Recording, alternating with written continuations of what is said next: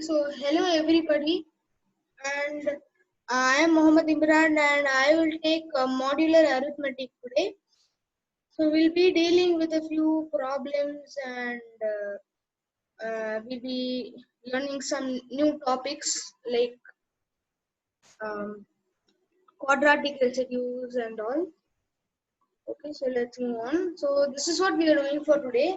So, we'll be doing modular arithmetic, some properties related to that, some quadratic residues, and a few problems. Okay, so this is the introduction to modular arithmetic.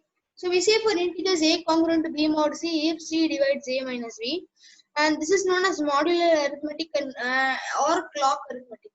Any one of those you can call them.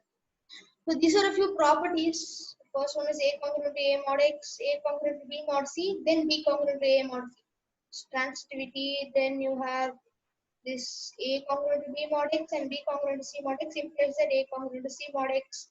Then if a congruent to b mod x and c congruent to b mod x, then a plus or minus d congruent to c plus or minus d mod x, and a power k c congruent to b power k d mod x. Then for the fifth one, if ac is equal to bc mod x, then a congruent to b mod x by gcd of n comma c. Now the fifth one, can anyone prove it? Like, I'm not going to prove it now. Can somebody give the proof for the fifth property? AC congruent to BC mod X, then this is true. Yes.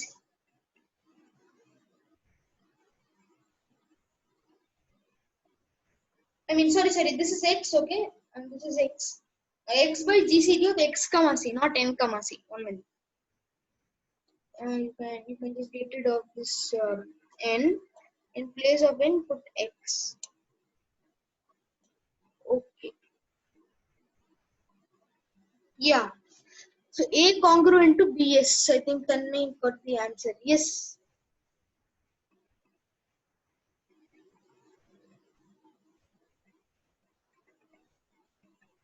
Yes, Okay, your answer. Yeah. if AC is congruent to BC mod X, then AC minus BC is divisible by, X divides AC minus BC. Yeah. X divides C multiplied by A minus B. Yes.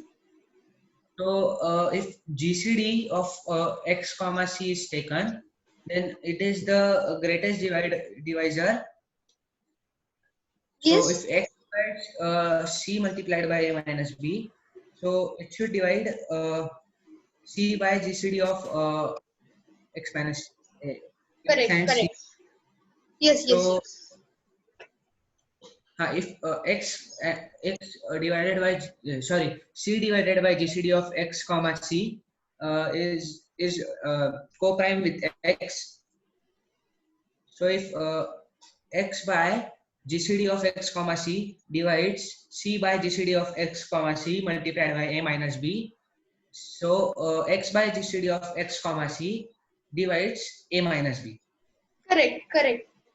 So Correct A answer. to B modulo X by GCD of X comma.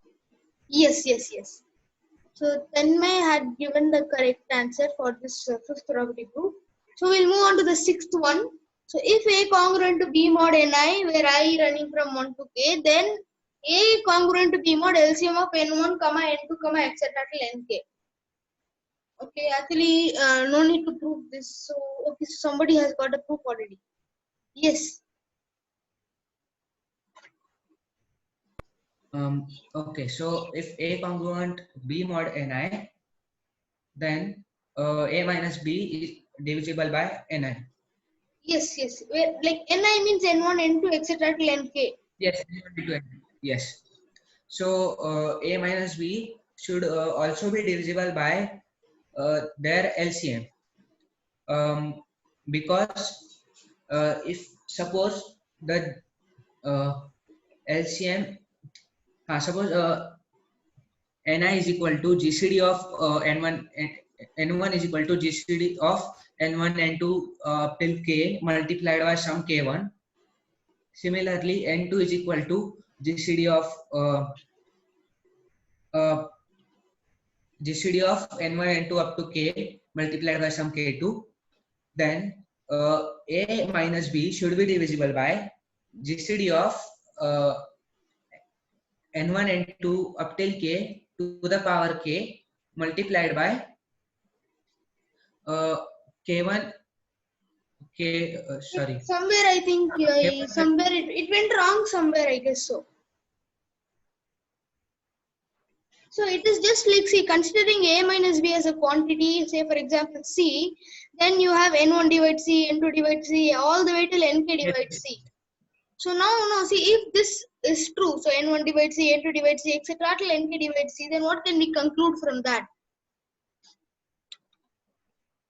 Say we can assume that, say, let's assume that N1 equal to K, say for example N1, N2, etc. till Nk share some common factor. Okay, if they don't share any common factor, then their LCM will be just the product of them. So obviously, if they are all relatively prime, then the product of all of them must divide C. So we'll forget the case of that their GCD is 1. Let their GCD be K. So what can we say? We can say N1 equal to KM1, N2 equal to KM2, etc. till KMK, where M1, M2, etc. till MK are all co-prime numbers. So it means that their LCM is what? Their LCM is K times M1, M2, etc. till MK, right? And also we know that M1 divides C, M2 divides C all the way till MK divides C, correct? So the product of all of them must also be divide C, correct?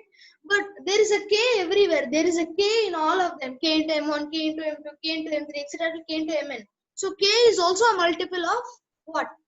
All the, I mean K is also a factor of C. So it means that K into M1, M2, etc. till Mk is equal, divides C. So it directly proves the result. So this is the proof of the sixth property. Yes, Tanmay, you have, yes. I think it would be confusing to take GCD as K. We should take some other variable like X, because if the Okay, GCD yes, is correct. K, Your answer is, your reasoning is right.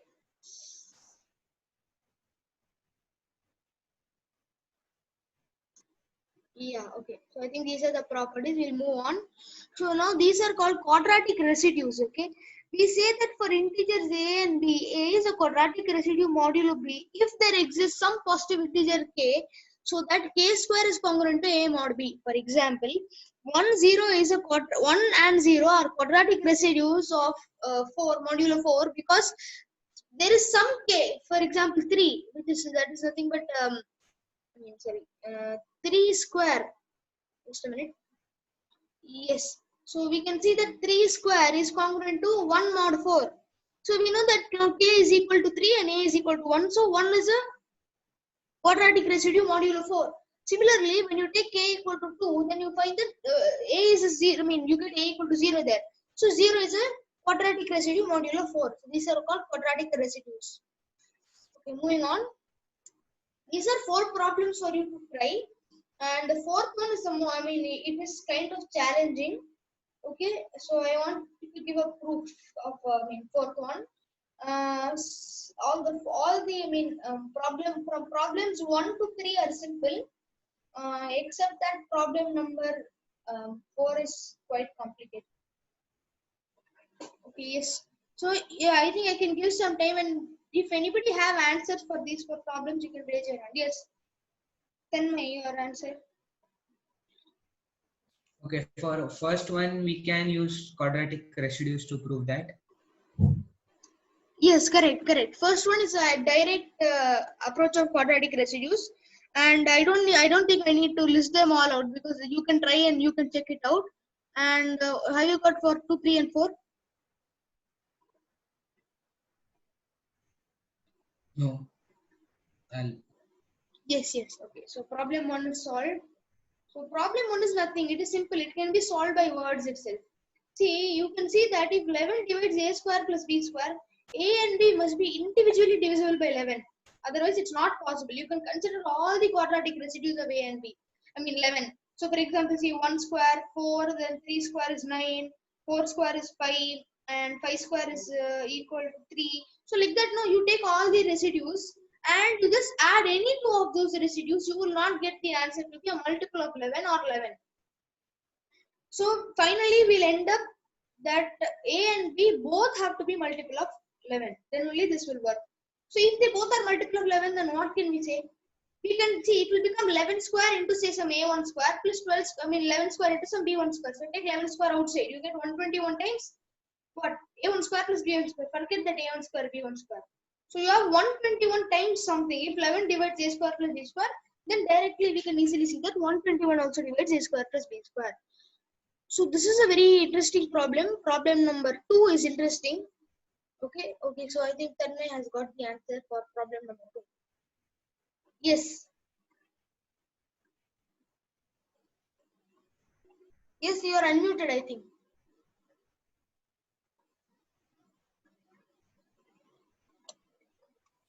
Yes. Okay, so in problem number 2, yes. Can you hear me? Yes, we can Yes. hear. We can hear. So from 4 factorial, yes, up to 4, from 4 factorial up to k factorial, it is divisible by 4 if k is Okay. greater than or equal to 4. Yes. Then we will take 1 factorial plus 2 factorial, 3 factorial. So 1 plus 2 plus 6, which is equal to, oh, I think I messed up my proof somewhere. You have not messed up your proof anywhere. I think yes. You have not messed up your proof anywhere. I think so. Wait 1 minute. Okay. Oh, you have taken mod 4. Okay, then I think you have done some messing up somewhere. Okay, no problem. Yes. I took mod. Sorry.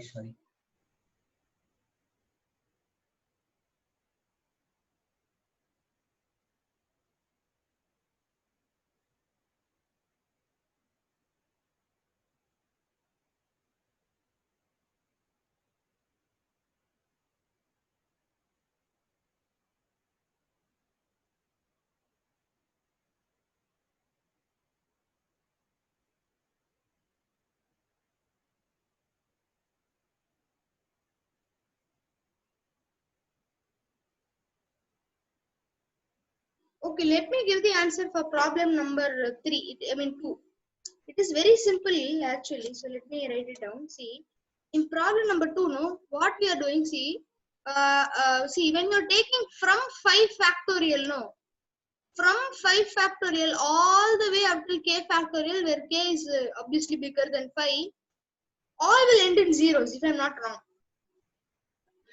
Okay, and when you take the sum 1 factorial plus 2 factorial, so it's summation form, I running from 1 to 4, I factorial will end in what? It is congruent to 3 mod 10.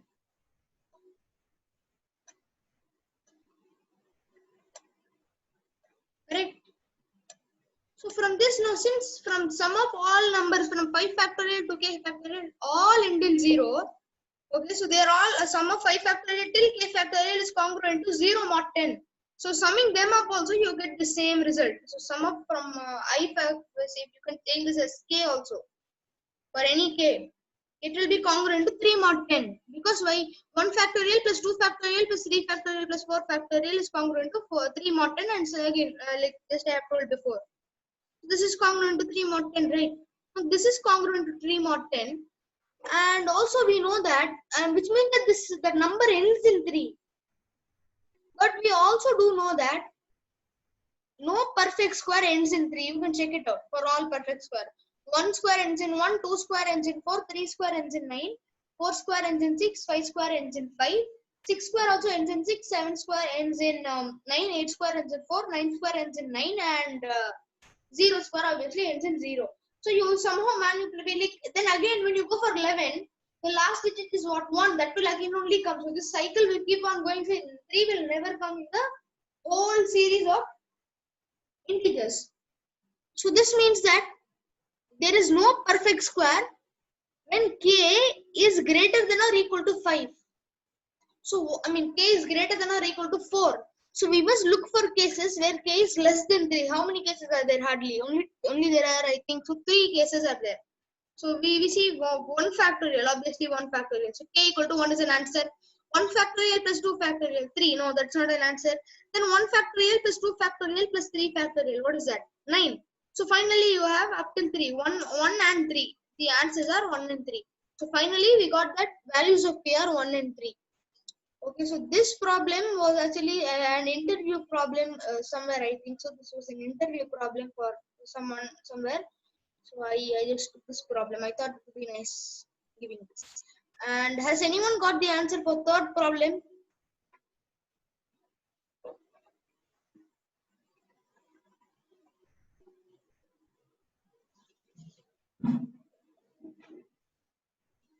Has anyone got answer for third? Yes, Tanmay, you have got answer for third.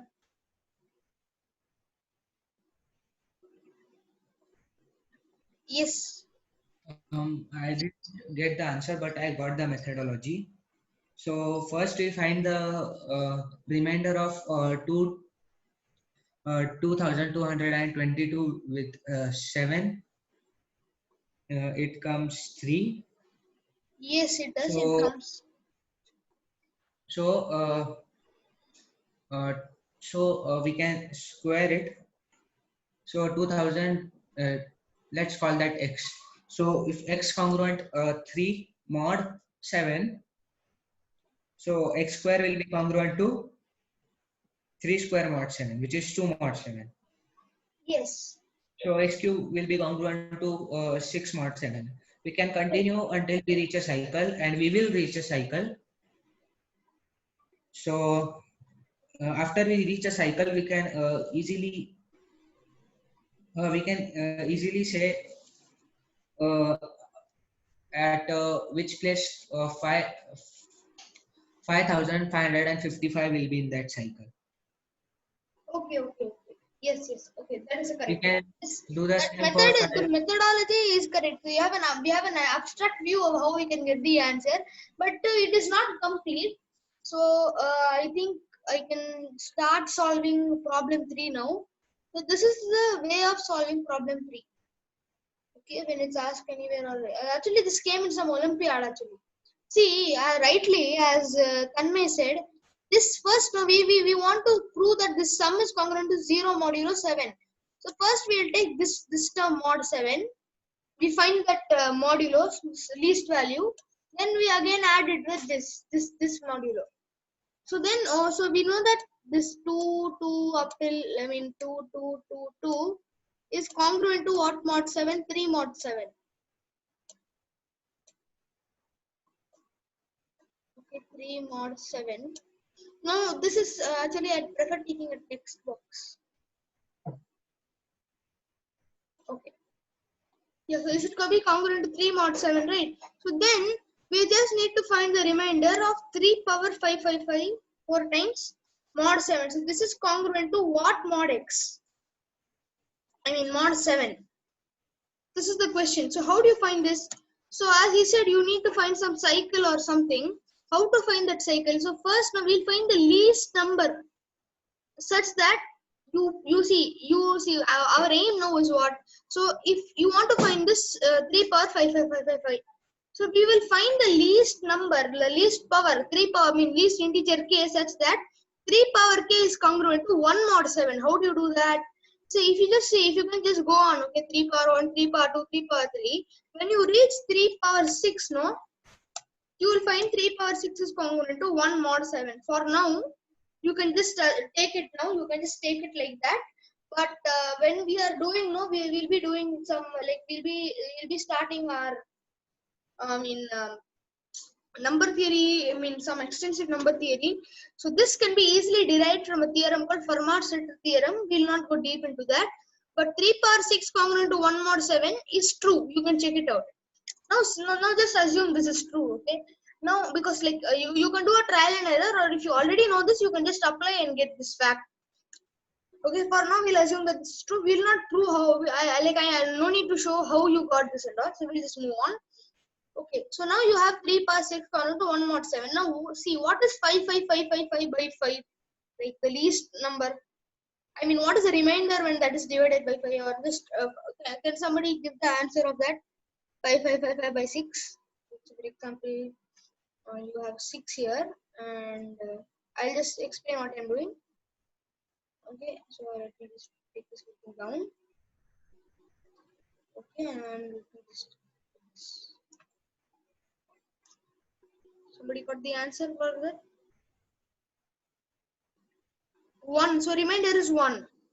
Okay, wait, how is the remainder 1? No, I don't think it's 1. It is not 1. It's not 1. I don't think so. No, it is not 1. So when I divide this, like it's using simple division. Okay, so from 6 times what is 55? 6 into 9, that's 54. Then 1, 15, 6, 2 are 15, 12, 3, 35. And then you get 6 times, you get 6 times 5. So I think it is going to be 925 is the nearest. No, not 925. 1 minute. Yes, actually 925 is the nearest number, and the remainder is actually going to be 5. I think so. Yes, the remainder is going to be 5. So now I can write this as 555. I can express it like this. 3. Let me take this working. I can write 555 as what? 3 power. I can write this as 6 times 3 power 6 times 925 plus, in this full power is there in the bracket only, 925 plus 5. So now this can be written as what? 3 power 6 whole power 925 into this like in times 3 power 5. So this is going to be congruent to 3 power 5 mod 7, right? Because 3 power 6 is congruent to 1 mod 7 and 1 power 925 is 1. So this is the idea which should strike in the brain. 3 power 5. What is 3 power 5 congruent to? What modulo is that congruent to? So for example, you know 3 power 5 is what? 243. So 7, you have 7 3 is 21, 3 and 2, I think the answer is minus, it is 5, 1 minute. 3 power 5 is 243 and 243. So take 243 over 7, you get 7 into 3, 321. Then you do have 3, 7. So I think the remainder is 2. So the remainder for this became 2. Now what I can do similarly, when I take 5555 power 2 to 2, 2.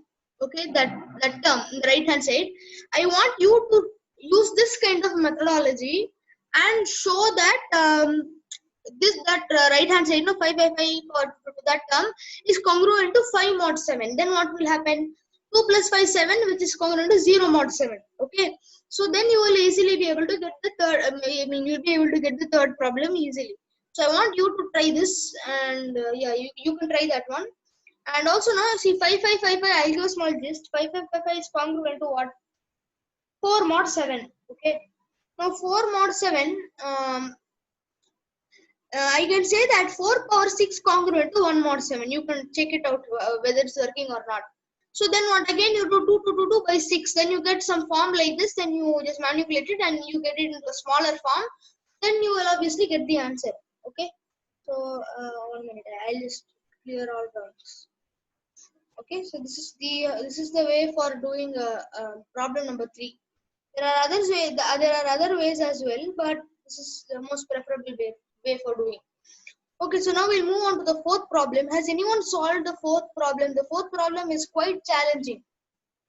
Okay, so the problem is prove that 3 over 2008 plus 2 over 4018, 2 raised to 4018 has a factor which is congruent to 1 modulo 3. So if you note carefully, you can easily see that this number itself is congruent to 1 mod 3, right? Okay. So we cannot directly say that this has a factor which is congruent to 1 modulo 3. This is congruent to 1 modulo 3, but we need to show that this has a factor which is congruent to 1 modulo 3. And one small change, that factor is not 1 or itself. Something which is not 1, not itself. Okay. So you need to find some factor which is not 1, not itself. You have to prove that there will exist some factor. Okay, so like somebody might give a reasoning like, see, 3 power 2008 plus 2 power 4018 is congruent to 1 mod 3 itself. So there must exist some factor which is congruent to 1 mod 3. That is not correct. Okay. So let's take another example. Let's take this example. See, 9 is congruent to 1 mod 3. Correct? Yes. Sorry. 1 minute. Just a minute. Yes. Sorry. 4 is congruent to 1 mod 3. Correct? But you can write 4 as 2 times 2, but none of them are congruent to 1 mod 3. So I want you to show that, I want you to prove that there exists some factor which is congruent to 1 mod 3. Okay? So I think I'll start now, or you want some time for solving this problem? Do you want time? Like, you can just type in the chat quickly, yes or no.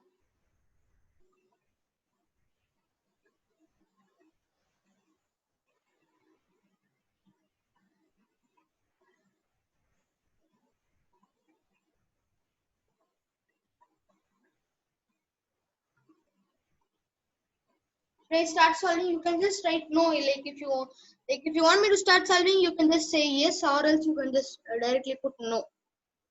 Okay, then my saying. So I think I will start solving problem 4. See, if you look at this clearly, okay, I can write this. See, I will write this as 3 power 2008 plus 4 power 2009. If you are solving lots of Olympiad papers and you have solved some RMO papers also, then you should be familiar with this problem. Not this problem, with this expression. Now, before solving this problem, let me prove an identity. For that, I need text box. I'm not okay with these things. With drawing. See, there is an identity. Okay, let me prove an identity. X power 4 plus 4y power 4, okay, is equal to x square my plus 2x plus 2. We'll not prove it, but yes, x square plus 2xy plus 2y square times x square minus 2xy plus 2y square. Okay, I think this is the correct identity. This is a well-known identity known as the Sophie-Germain identity. Now I can write this expression 3 over 2008 plus 4 raised to 2009 as. I can write 2008 as what? 4 times 502. So I can write this as 3 power 502. 3 power 502, the whole power 4 plus 4 times 4 power 402. 502 whole power 4. So this is just the form x power 4 plus y power 4, y power 4. So then how do you factorize this? Okay, how will factorize this? We can reapply the Sophie-Germain. We can just apply the Sophie-Germain technique. Then what will you get? I'll make this box a bit big. I can factorize this as what? 3 power 1004. So let me take any one of the factor. Okay, one of the factor will be this 3 power 1004 plus 2 times 12 power 1004 plus 2 times 4 power, say 2 times 4 power, and just one small clarification, this is not 1, this is 2. I think this is 2, this must be 2, yes, this must be 2. 2 power, actually I was intending to put -1 there, but I don't know what happened, that -1 just vanished. 2 times 4 power 1004. This is one factor, okay? Instead of 1, you can take it as -1. This is one factor. So in this factor, okay, wait just a minute, let me think. Okay, just a minute, 1 minute. Yeah, correct. No issues. We can continue. So in this, when you take mod 3, so we want to take mod 3, that's not 1, that's -1. Taking mod 3 on both sides, on this side, and just taking mod 3 here. what do you get? 3 power 1004 is 0, 2 times 12 power 1004 is 0, but 2 times 4 power 1004 is congruent to what? 4 is congruent to 1 mod 3. So 4 power 1004 by properties of modulo will be what? Congruent to 1 mod 3 again. So then what will happen? 1 times 2 is congruent to 2 mod 3. So this is congruent to, one of this is congruent to minus 1 mod 3. Okay. So this is how like this problem is there. Wait. Oh yes, sorry. Thank you, Tanmay. Actually, this not 1004. Instead of 1004, you can replace that 1004 by 502, because see, when you multiply these two terms, you get 2 times 12 power 502, not 1004. Yes, thanks, Tanmay. So this is how like we solve the fourth problem. And some problems, when they are given like powers, some type of powers, and you want to factorize it, the Sophie-Germain identity is a very powerful identity which you can apply. It's a very nice identity, and this helps solve some many problems. Also, some problems which came in INMO 2008. So if you are really interested about that problem, I can give it to you right now. Okay, it is like you can solve it. I'll just give it to you right now. See, I'll just give it to you. Solve in like, so let me write this down. P is a prime. Okay, n comma y are natural numbers. Find all triples.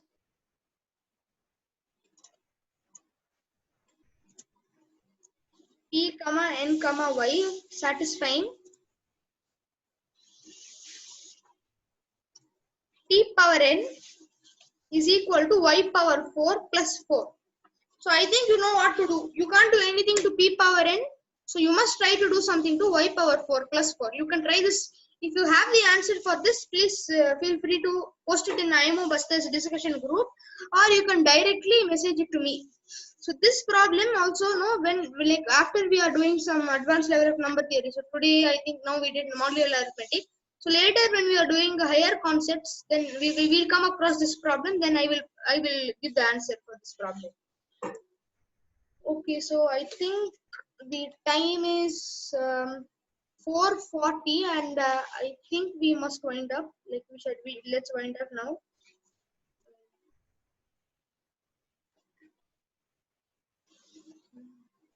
Just a minute. Okay, I think we can wind up now.